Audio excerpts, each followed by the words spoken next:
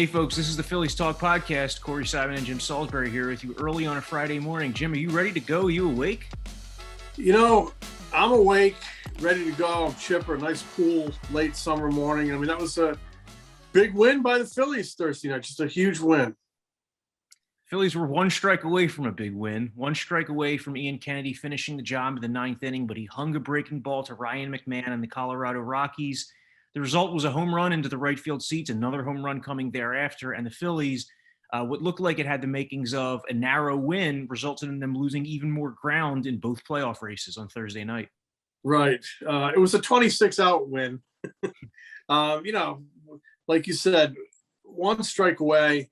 They've had a lot of these losses this year where they've been up in the ninth inning, and then it just implodes. I mean, it just stands to reason they lead the majors with 30 blown saves. Not all of them in the ninth inning, but a good bit of them in the ninth inning. A good bit of them just absolutely, spleen-wrenching losses. And this has got to go right to the top of the list just because of the time of year it is. We're into September. They entered Thursday 2.5 back of the Braves. As the end of the Phillies game is kind of playing out, the Braves and Nationals are seesawing back and forth in a tight game in Atlanta. Phillies have a chance, put that game away and temporarily cut the lead to 2. The Braves do some scoreboard watching. That's how it works. They see the Phillies win. Maybe they get tight. Maybe they lose that ball game. And all of a sudden, maybe it's down to 1.5. Instead, they get 27 outs. Base hit by a rookie named Colton Welker on the Colorado side. And then pinch hitter Ryan McMahon comes up. Dangerous bat. He was getting a night off, but a dangerous bat. And Ian Kennedy gives up an 0-2 home run, 2-run home run to put the Rockies ahead. And then he gives up another home run as the Rockies take a 4-2 lead. The Phillies shave a runoff in the bottom of the inning, but in the end, leave a runner at third base, and they lose 4-3. One of the more painful losses of the season, as I said, because of the time of the year it came, and because it knocked you back 3.5 behind the Braves, and I believe 3.5 in the wild card race as well, with 22 games to go. So the season is ticking away, and if you're going to run down the Braves, you need to be moving in the right direction, putting heat on the Braves. Losing 3 in a row is not putting heat on the Braves, and the Phillies have lost 3 in a row, and only have 16 hits in that span, and I believe just 2 or 3 are for extra bases. I think 3 for extra bases. So that ain't doing it. Yeah, they need someone else to get hot in the middle of the lineup. You wrote about this on Thursday, but without Rhys Hoskins in the order, there's just a lack of protection for Bryce Harper, who remains one of the best hitters in all of baseball in the second half of the season. I mean, man, has he just been locked in. Hit his 30th home run of the season on Thursday to put the Phillies ahead early in the game. Getting back to Ian Kennedy real quick, though, in the ninth inning, tell you what, the 0-2 pitch right before he hung the breaking ball to McMahon, it was also a fastball that caught way too much of the plate, not the kind of pitch you want to be throwing 0-2. Kennedy's been taken deep now 6 times in his brief tenure as a Philly. He's really been a Philly for about 5-6 weeks, and he's allowed 6 home runs. A couple of them have not mattered in the result of the game, but a couple of them have just been absolute killers. And, we talked when the Phillies acquired him about how much he loves his fastball and how much he's going to challenge hitters, but it's also working against him. Yeah. When you live up in the zone with that fastball as he does, if you don't locate it pinpoint, you're going to get hurt. And when his style of pitching is to pitch up at the zone, you got to be really precise with your location. I mean, we've seen over the years here, previous regimes tried to get guys to pitch up in the zone with their fastball, and those pitchers just didn't have the command to get away with it. So that pitch, when you try to locate it up in the zone, and as you mentioned, when it's down a little bit over the heart of the plate, you're in trouble. And he has given up a bunch of home runs here with the Phillies. It's weird. He's done a pretty good job. I think he's saved 6 out of 8 ball games, but he's given up some home runs. Some of them haven't hurt. Last night's hurt. Obviously Joe was asked after the game if he's still the closer, and Joe indicated that he is. I mean, it almost felt funny even thinking about this, but we were talking about it after the game. Do you even think about maybe putting Hector Neris back in that role? I personally don't. I think Hector gets too anxious in that role. and I just love him, what he's doing right now. But the reason he asked the question is because he's been so good. His last 29 games, Corey, since July 6th, his last 29 games, he's pitched 29 in the third innings, given up 14 hits, 9 walks, 42 strikeouts, 1.23 ERA. He's done a really great job. Opponent's batting average of 139. He's done a really great job. I thought Girardi, afterwards said it right. You still got to get to the ninth inning, and Hector's really doing a great job right now, helping you get to that ninth inning. It was just a few days ago in Washington. Miami? I'm sorry, pardon me, Miami. That Kennedy had a huge performance, a huge 2-out save, and was taking all kinds of back pats, including from yours truly. I thought he did a great job that day. It's just the nature of the beast. Closer. I mean, you're at the top of the mountaintop one day, and you're at the bottom of the volcano the next day. It's just this tightrope position that will fray your nerves and frustrate you and anger fans and frustrate fans. And he lived it last night.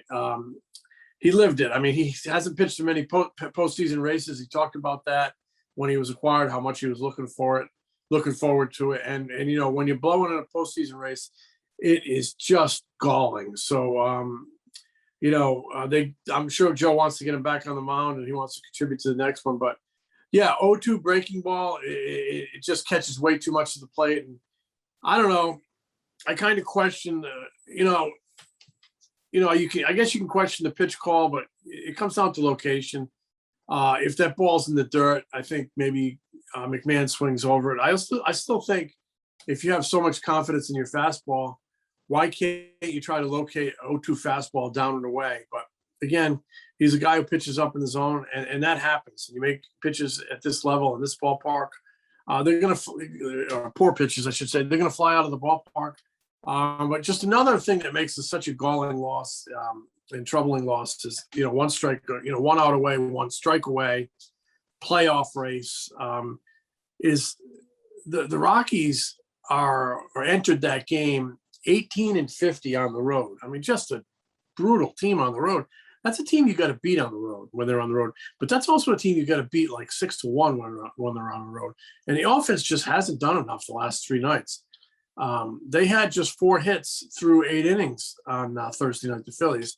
And Bryce Harper, who has not been getting pitches, got enough pitches to have 2 of those hits, a home run and a big single in that 6th inning that set up the eventual go-ahead run after a base running mistake by Odubel Herrera. Everything is magnified when you don't score enough runs to give yourself a margin for error. So the Odubel Herrera base running mistake hurts, and the 0-2 curveball really hurts. Just really an awful night for the Phillies at a really bad time of year. Well, if they miss the playoffs by a game or 2, they're going to look back at these wasted opportunities against the teams at the bottom of the NL West standings. The Diamondbacks losing 4 games to them, 3 of them out in Arizona, 1 of them here. The Rockies losing the opener of this series. You mentioned the Rockies entered 18-50 on the road. They ranked dead last in all of Major League Baseball in runs scored, batting average, on base percentage, and slugging percentage on the road. And they didn't do much hitting on Thursday night either until the 9th inning. But yeah, it was just a matter of the Phillies not being able to put them away. If you let bad teams linger in there, if you let them think that they have a heartbeat, if they're only 1 run away, things like that can happen. And then meanwhile, down in Atlanta, the Braves were hosting the Nationals. The Nationals took an 8th inning lead on the Braves, but then the Braves came right back with 2 homers in the 8th inning, Freddie Freeman and Adam Duvall, and then they walked it off in the 10th. So Atlanta has now increased its lead to 3.5 games in the NL East. I'm looking at the Baseball Reference playoff odds page right now. The Braves are at 88% to win the division now, 88% to the Phillies, 10.5%.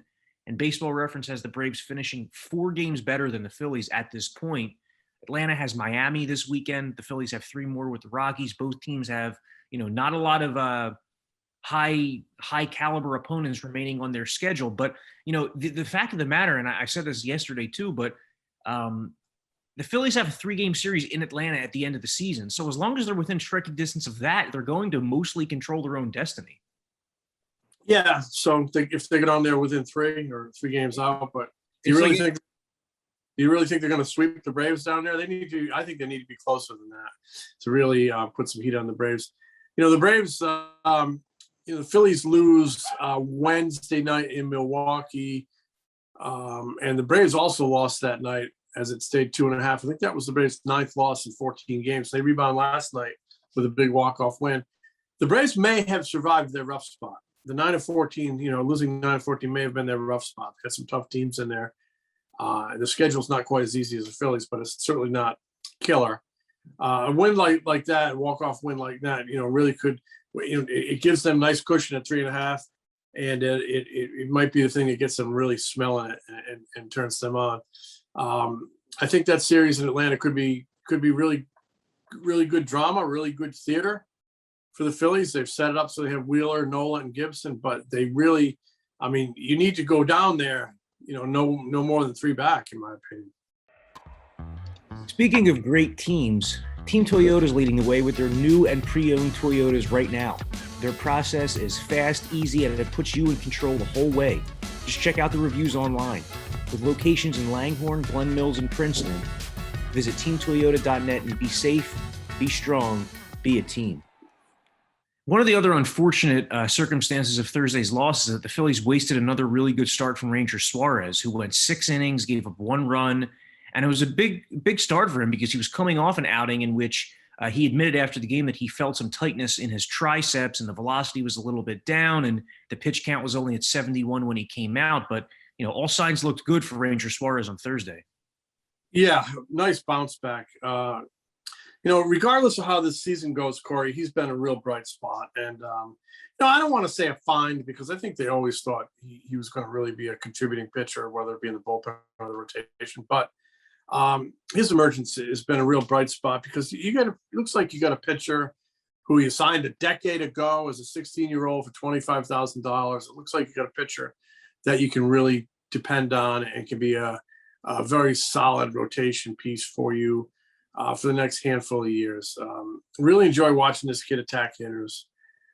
So he's been a lifesaver for them. He helped out as a long man in relief when they were piggybacking him with Spencer Howard, and then he really saved them midseason as closer. Now he's starting. So his entire season ERA in 78 innings, his entire ERA in 78 innings is 1.38. As a starter, he's pitched 37 2/3. He's got a 1.67. The guy's doing some pitching. And last night he was really good. You mentioned he got over that tricep tightness, pushed his pitch count up to 96. I thought he had almost like a back foot slider going at times. He didn't throw it a ton, but he sort of threw it a bunch late in the outing, and that was a great pitch, but the changeup was a great pitch. 15 swing and misses for the night, 8 on his changeup. So I think you really got to like Ranger Suarez and the job he's done. He did a job last night. They just didn't support him with enough offense. So, they got a bullpen game on Friday, and that dovetails with the news that Zach Eflin now is going to be out for a significant amount of time. Their lack of organizational starting pitching depth is a killer. So now they're having to use bullpen games every fifth day. They got away with it, on the last start down in Miami. Will they get away with it again on Friday night? We will see, but it makes the job and the performance of the other 4 starters that much more important. Wheeler, that he stepped up in his last start. Suarez stepped up in his last start. Now it's up to others. Well, you mentioned Ranger Suarez's 1.67 ERA as a starter. The rest of the Phillies rotation over that span has an ERA over 5. Zach Wheeler did correct things a bit in his most recent start. Kyle Gibson struggled lately. Aaron Nola continues to. The month of September has opened with a couple of poor performances from him. The most recent one earlier this week in Milwaukee. The Phillies lost that game 10-0. He gave up 3 runs in 5 innings, throwing 92 pitches. His ERA for the season is 4.57. He's literally allowing more than a run every 2 innings. Just wonder, how much has your opinion changed of Aaron Nola moving into the future? Is he still a number 1, number 2 type starter? Do you think the Phillies still view him that way, or is there now a big question mark about that lingering over heading into next season? Well, a big question mark. Almost like a few years ago when he came back and he struggled because of a shoulder. and he was a big question mark all winter. I was never a guy who put the number one label on Aaron Nola. There were times he pitched like a number one, but coming out of the draft, coming through the minors, they never thought they had a number one. They thought they had a polished pitcher who could get to the big leagues quickly and be a contributor, but they never thought they had John Smoltz in his prime, or Kurt Schilling in his prime, Randy Johnson in his prime, Kershaw in his prime. Those are number ones. Those are number ones. I'm not sure they have a number one now. They have Zach Wheeler having a great season, but I'm not sure they have a classic number one pitcher who on the other side you can just kind of bank on almost every fifth day. But they got, Aaron Nola, it was to me always a solid 2.5 upper mid rotation guy, and he hasn't pitched that way this season. Does it change my opinion going forward? I don't know. We're going to see how he bounces back next year. We'll see how he bounces back in his final 4 or 5 starts here down the stretch.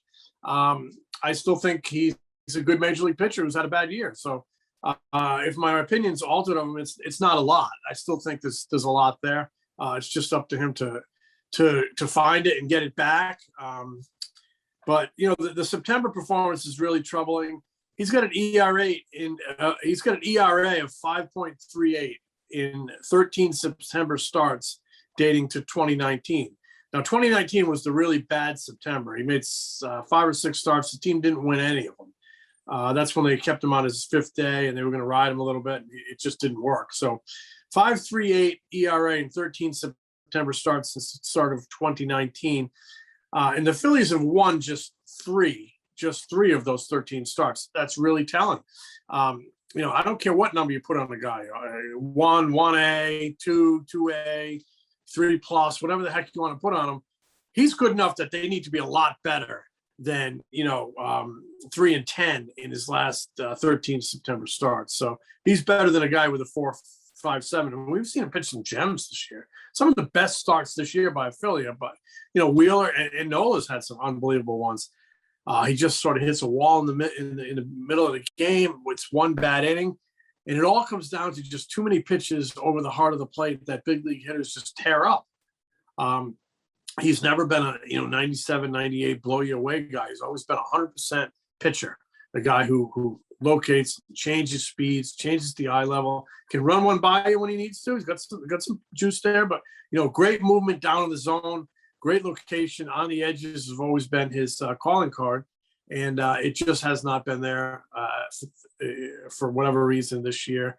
He thought he had something fixed mechanically coming into September, and he had pitched okay leading up to that in his previous 7, but it just hasn't.